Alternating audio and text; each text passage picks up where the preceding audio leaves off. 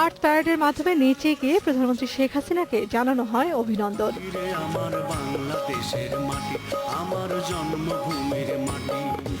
শিল্পীদের সাথে গলা মেলান প্রধানমন্ত্রীও।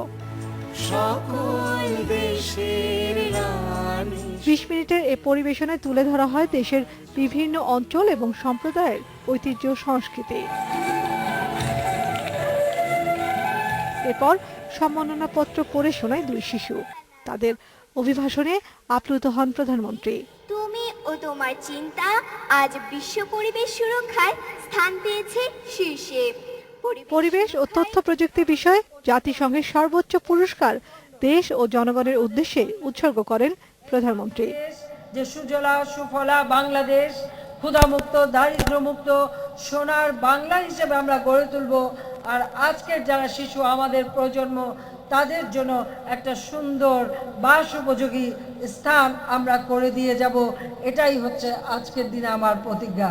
আজকে এখানে 16 কোটি মানুষের দেশে পরিবেশের সঙ্গে ভারসাম্য রেখে উন্নয়ন কাজ বাস্তবায়নের চ্যালেঞ্জ উল্লেখ করে প্রধানমন্ত্রী বলেন, এরপরও পরিবেশ রক্ষায় সম্ভব সবকিছু করবেন তিনি।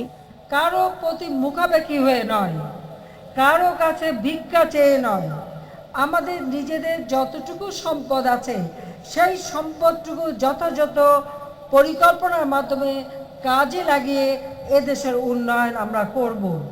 তাই 75 ট্র্যাজেডির কথা স্মরণ করে শেখ হাসিনা বলেন, সব হারিয়ে বাংলাদেশের মানুষের জন্য নিজেকে উৎসর্গ করেছেন তিনি। এদেশের মানুষের উন্নত জীবন নিশ্চিত করাই এখন তার একমাত্র লক্ষ্য। নিঃস্ব আমি, রিক্ত আমি, দেবার কিছু নেই, আছে শুধু ভালোবাসা, দিয়ে গেলাম তাই বাংলার মানুষের জন্য। Nafiza Daula, independent news, Dhaka. আমি আমার কৃতজ্ঞতা